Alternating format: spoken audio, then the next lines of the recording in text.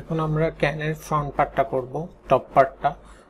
তো as usual হচ্ছে আমরা সিলেক্ট করে নিব অংশ, তারপর অল্টা দিলে পুরোটাই সিলেক্ট হয়ে যাবে।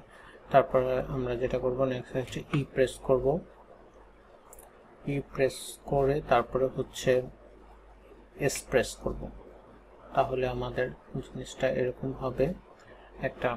তারপরে হচ্ছে আমরা সেট হয়ে যাওয়ার পরে তারপরে আমরা আবার হচ্ছে ই প্রেস করব, ই প্রেস করে হচ্ছে আমরা জেড এক্সিস বরাবর যাব, জেড এক্সিস বরাবর যেয়ে তারপরে হচ্ছে আমরা আবার লেফট মাউস প্রেস করব, করে আমরা হচ্ছে আবার হচ্ছে ই প্রেস করব, করে এবার হচ্ছে আমরা এস প্রেস করব। তাহলে দেখেন এরকম হচ্ছে কাছাকাছি এসে হওয়ার পরে তারপর হচ্ছে রাইট মাউস প্রেস করে মার্জ ভার্টেক্স অ্যাট সেন্টার করার পর দেখবেন যে এটা ফ্রন্ট পার্টটা কমপ্লিট হয়ে গেছে।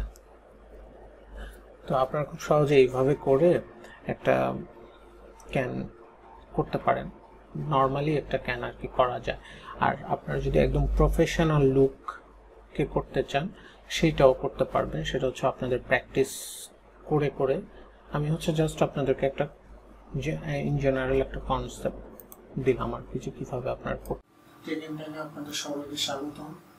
আপনাদের জন্য আরও একটা গুরুত্বপূর্ণ ভিডিও আপলোড করলাম এবং টেক এন্ড টাইমের সাথে আপনারা থেকে আপনারা এই চ্যানেলটিকে সাপোর্ট করবেন এবং আপনাদের জন্য যাতে আরও ভালো ভালো ভিডিও আমরা তৈরি করতে পারি। ধন্যবাদ, ভালো থাকবেন।